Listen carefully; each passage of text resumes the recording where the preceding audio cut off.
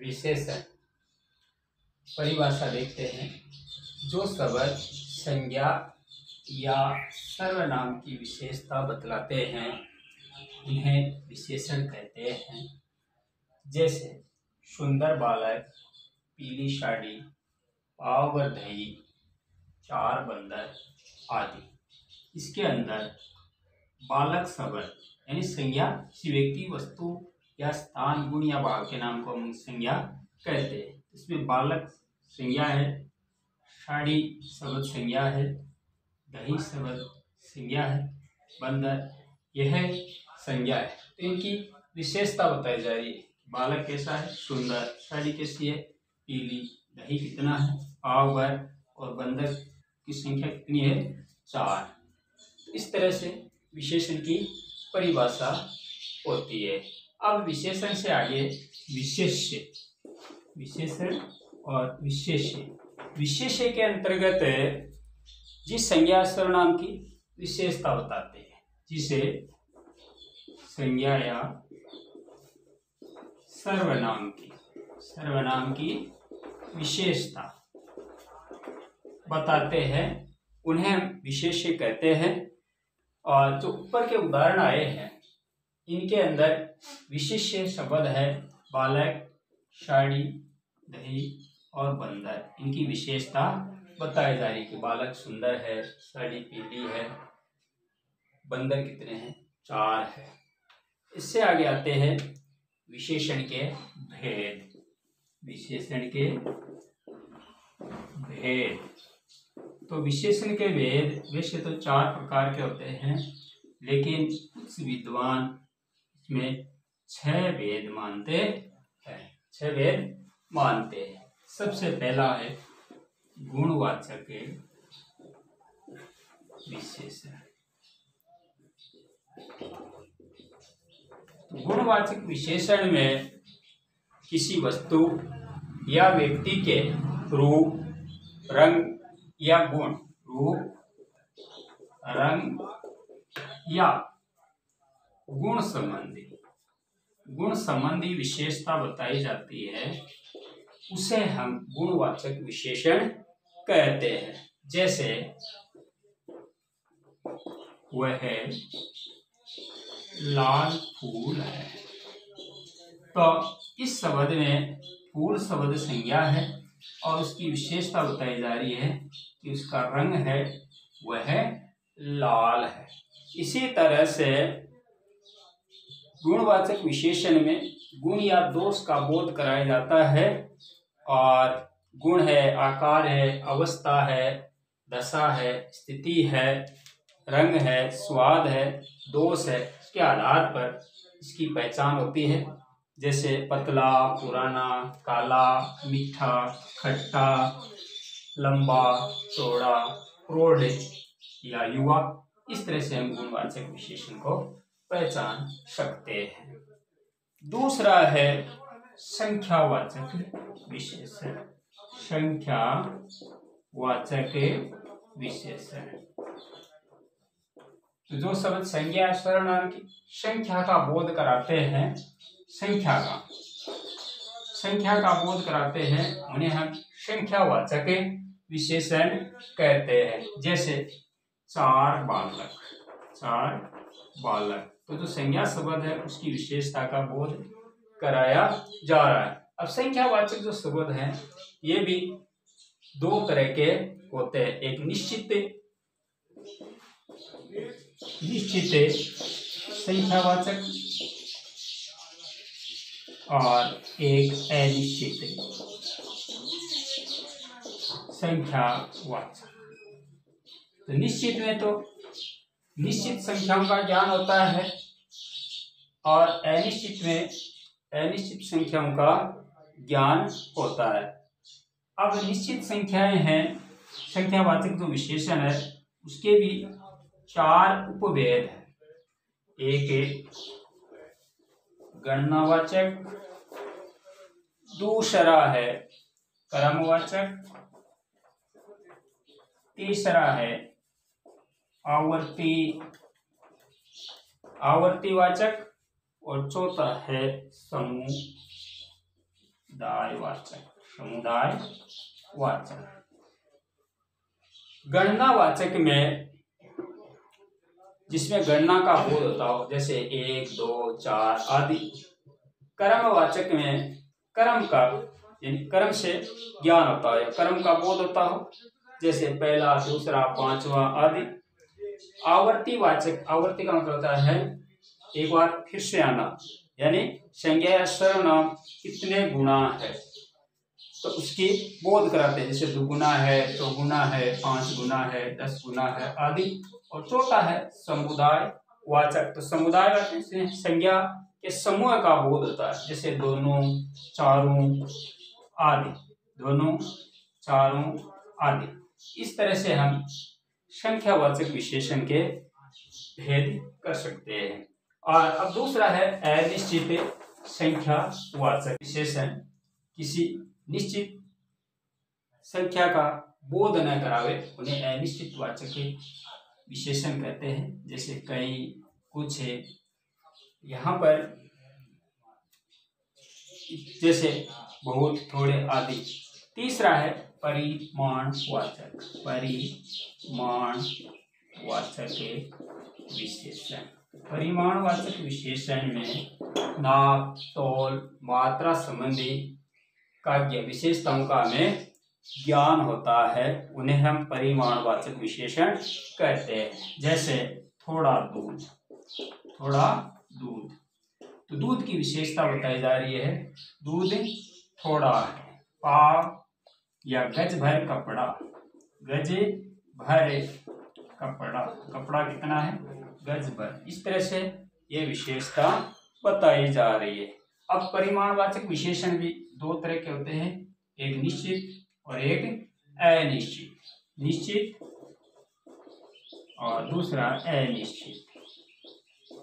तो निश्चित में तो निश्चित नाप तोल का ज्ञान होता है, जैसे 1 लीटर। और अनिश्चित में जैसे कुछ जल या कुछ नमक। इस तरह से हम निश्चित और अनिश्चित की पहचान कर सकते हैं। चौथा है संकेतवाचक। संकेतवाचक जो शब्द संज्ञा या सर्वनाम की और संकेत कराते हैं उन्हें संकेतवाचक विशेषण कहते हैं। संज्ञा और सर्वनाम की ओर संकेत करते हैं उन्हें संकेतवाचक विशेषण कहते हैं। और जो ये सर्वनाम से बनते हैं इसलिए इसका नाम सार्वनामिक विशेषण भी होता है। सार्वनामिक विशेषण भी होता है। जैसे यह पुस्तक मेरी है, यह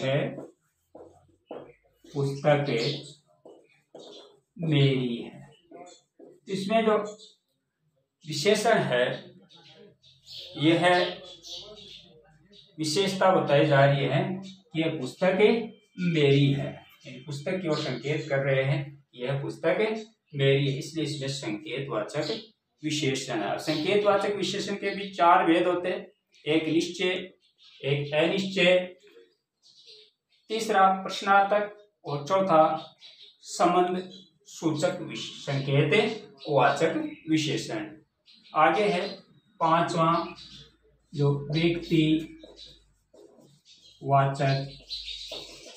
विशेषण।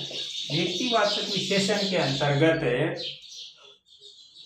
जो विशेषण व्यक्तिवाचक संज्ञाओं से बनते हैं, व्यक्तिवाचक संज्ञाओं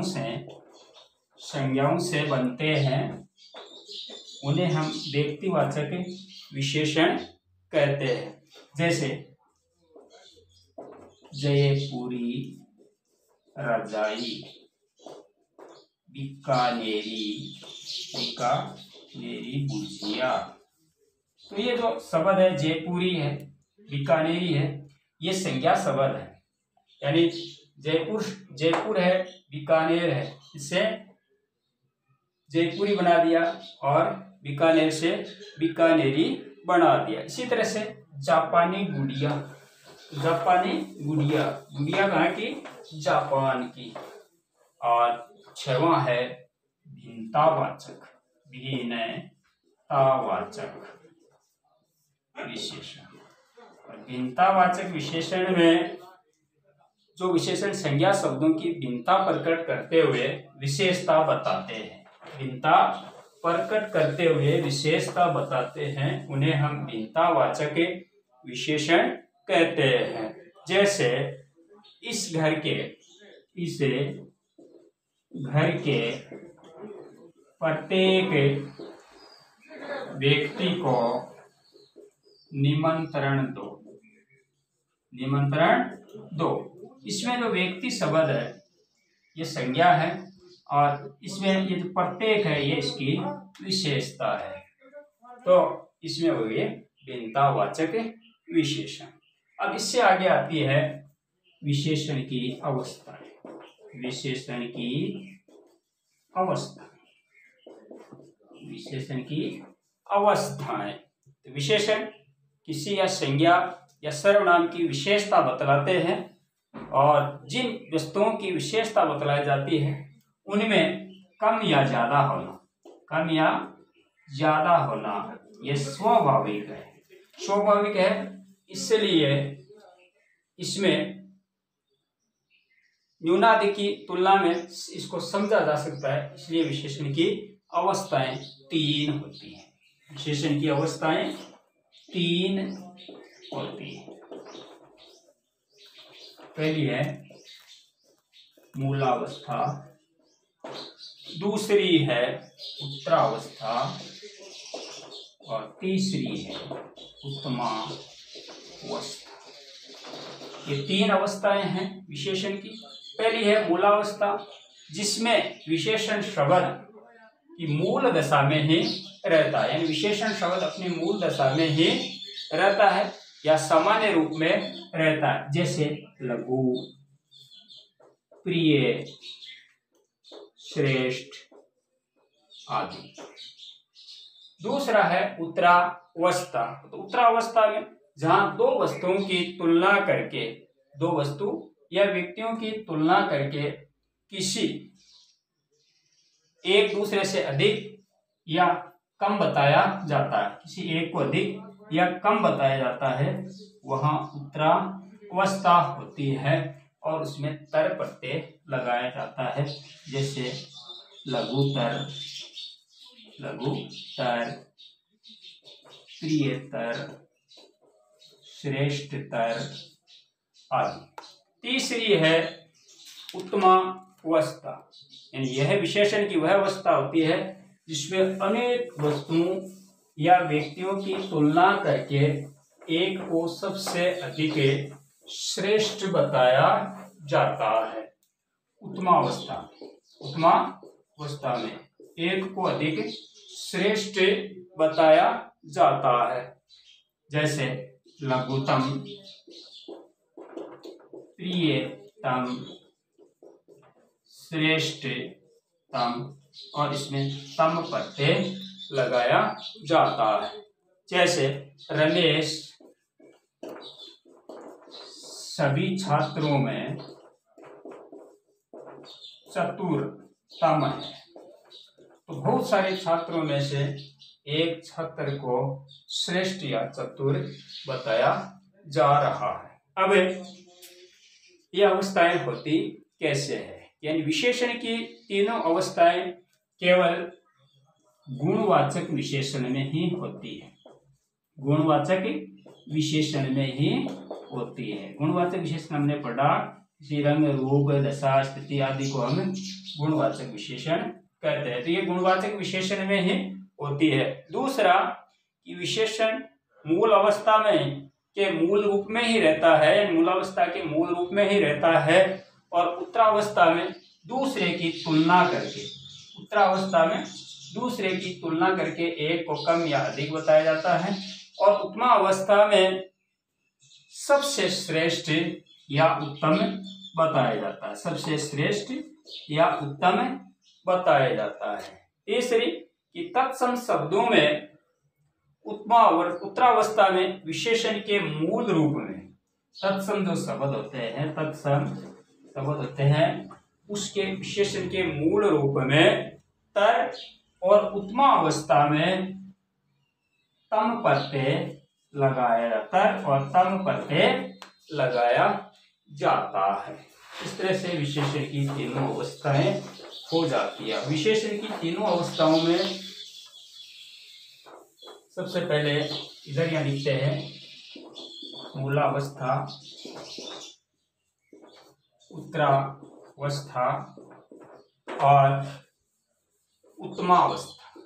उत्तमावस्था का यहाँ प्रिय जो शब्द है उसमें प्रिय तर और प्रिय तम।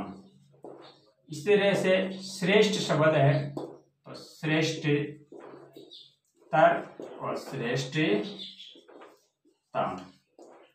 आगे लघु शब्द है, इसे लघु से लघु तर और लघु तम। इस तरह से हम किसी भी शब्द की अवस्थाएं बना सकते हैं।